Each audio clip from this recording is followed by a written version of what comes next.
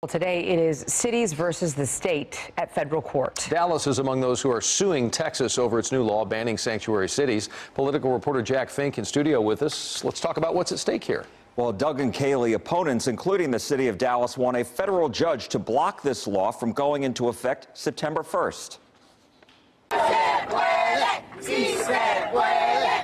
At federal court in San Antonio today, vocal protests against SB4, the law banning sanctuary cities in Texas. Opponents call it discriminatory because they believe it unfairly targets Latinos.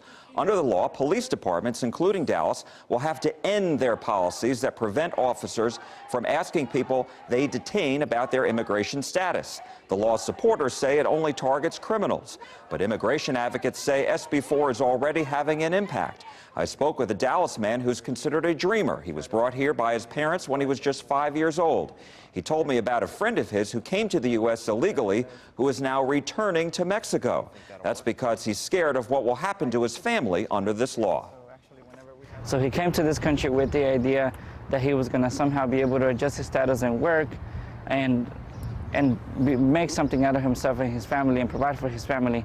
That didn't happen over the years. Immigration reform never passed. But come and follow the rule of law. Otherwise, what you have fled because there was no rule of law, there was no ability in a free market to make a living and support your families, those things will go away here. The U.S. Justice Department is supporting the Texas law in federal court and calls it constitutional. Experts say the legal battle over this issue could take years. Doug? Jack.